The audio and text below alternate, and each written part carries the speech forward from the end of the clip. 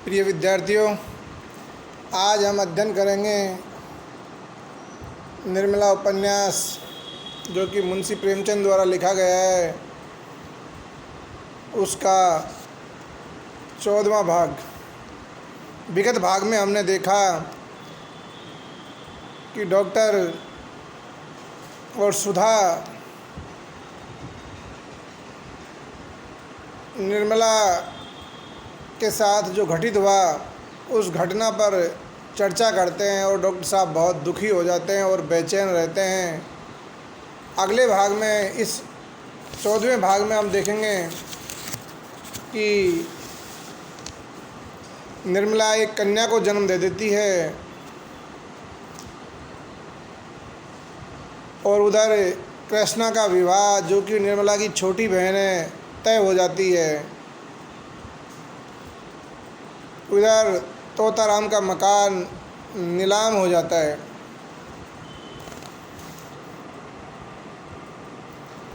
यह निर्मला के जीवन की एक महान घटना थी, लेकिन शेष दोनों घटनाएं असाधारण थी।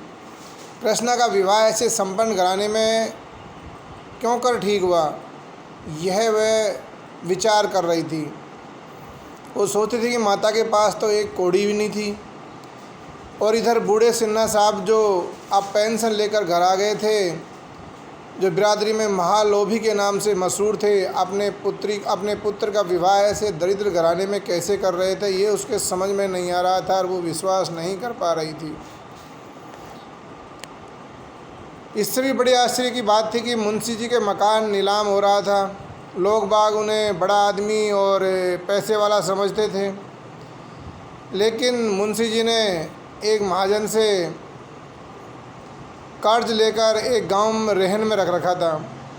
उन्हें आशा थी कि साल आध साल में यह रुपए पाट देंगे, फिर 10-5 साल में उस गांव पर कब्जा कर लेंगे। वह जमींदार असल और सूद के कुल रुपए अदा करने में असमर्थ हो जाएगा। इसी भरोसे पर मुंशी जी ने यह मामला किया था। गांव बहुत बड़ा था, 400-500 रुपये नफ़ा होता था, लेकिन मन की सोची मन में ही रह गई। मुंशी जी दिल को बहुत समझाने पर भी कचहरी न जा सके। पुत्र शोक में उनमें कोई काम करने की शक्ति नहीं छोड़ी। कौन ऐसा हृदय शून्य पिता है जो पुत्र की गर्दन पर तलवार चलाकर चित्त को शांत कर ले। अब यहाँ देखिए, उसने गांव रहन रखा था कि मुझे अच्छी कमाई हो जाएगी, लेकिन इधर मनसाराम की मौत हो जाने पर तोताराम अपने कार्य में तल्लीनता से नहीं रम पाते हैं और धंधा कमज़ोर हो जाता है, और वो इसी चिंता में दुखी रहते हैं कि मेरे पुत्र की मृत्यु मेरे ही कारण हुई है। यह सोच कर वह दुखी रहता है और अपना काम सही नहीं कर पा रहता है। महाजन के पास जब साल भर तक सूद न पहुंचा, तो उसने बार बार बुलाने पर भी मुंशी जी उनके पास नहीं गए, तो वो खुद ही आए। और पिछली बार उन्होंने साफ साफ कह दिया कि किसी के गुलाम नहीं है, साहू जी जो चाहे करे। तब साहू जी को गुस्सा आया और उसने नालिश कर दी। मुंशी जी पैरवी करने भी न गए, एकाएक डिग्री हो गई।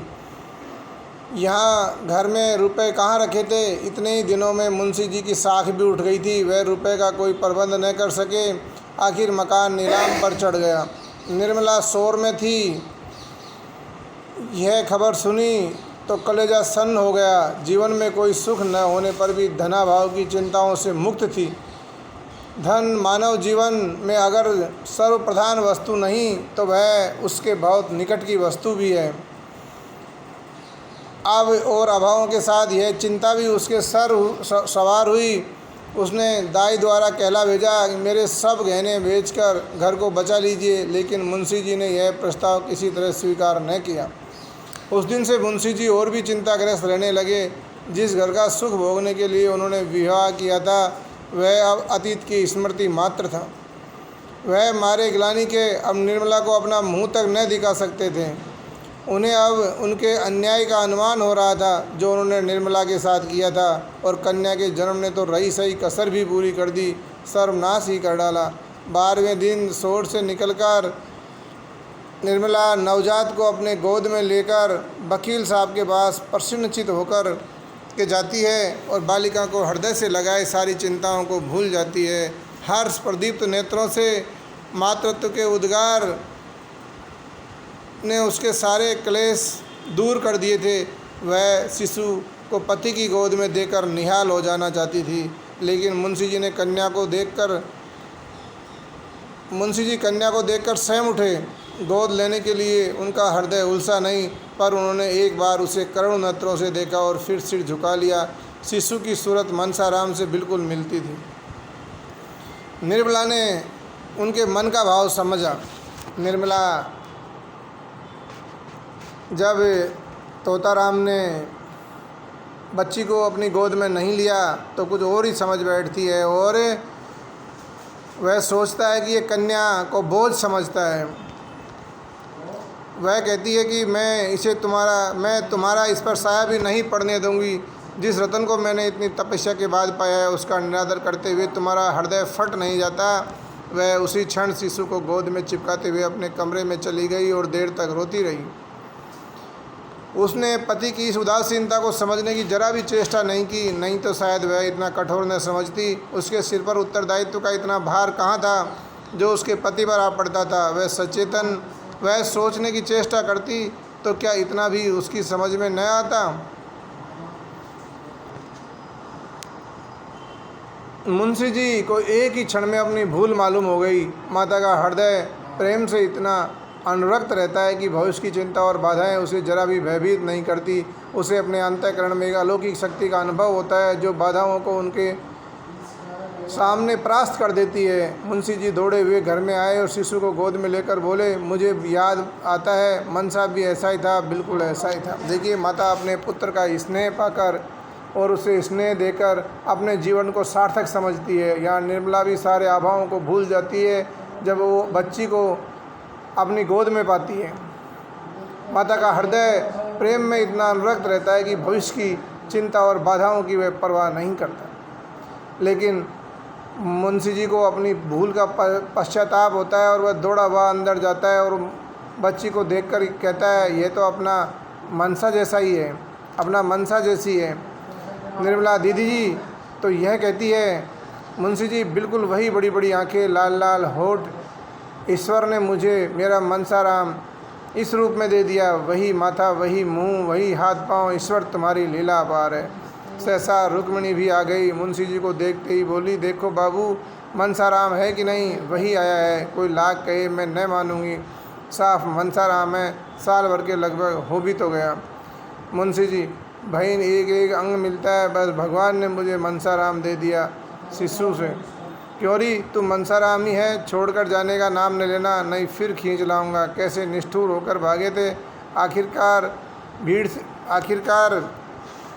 पकड़ लाया कि नहीं? बस कह दिया, अब मुझे छोड़कर जाने का नाम ले लेना। देखो बहन कैसी टुकुर टुकुर ताक रही है। उस क्षण मुंशी जी ने फिर अब देखिए, मुंशी जी जो संसारी जीवन से उदास हो चुके थे, उनका कहीं मन नहीं लग रहा था। उसे लगा बच्ची को देखकर कि मेरा मनसा वापस लौट आया है, तो फिर से जीवन से राग हो जाता है और खुशी से झूम उठता है। और अब देखिए उसके अभिलाषाओं का भवन बनना शुरू हो गया है। मोह ने फिर संसार की ओर उसे खींच लिया है। वो कहता है, मानव जीवन तू इतना क्षणभंगुर है, पर तेरी कल्पनाएं कितनी दीर्घायु है। वही तोताराम जो संसार से विरक्त हो रहे थे, जो रात दिन मृत्यु का आह्वान किया करते थे, तिनके का सहारा पाकर तट पर पहुंचने के लिए पूरी शक्ति से हाथ पांव मार रहे हैं, मगर तिनके का सहारा पाकर कोई तट पर पहुंचा है? यहाँ देखिए, बच्ची को पाकर के तोताराम पहले तो दुखी होता है, पर उसको जब लगता है कि ये तो मेरा मनसाराम ही वापस लौट आया है, तो जीवन के प्रति लालसा फिर से जागृत हो जाती है। जब जीवन के प्रति लालसा जागृत हो जाती है तो जीवन में एक बार फिर से रंग भर जाता है और जीवन में उमंग आ जाती है।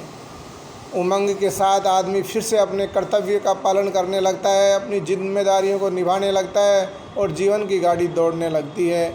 ऐसा तोताराम महसूस करता है और प्रसन्नचित्त रहने लगता है और वह यही सोचता है कि मैंने जो गलती मनसाराम के साथ की थी वह अब धुल चुकी है, मुझे मेरा मनसाराम वापस प्राप्त हो गया है। इस तरह से तोताराम जो उदासीन था, इस भाग में एक बार फिर से रागान्वित हो जाता है। धन्यवाद। अगला भाग कल देखेंगे हम।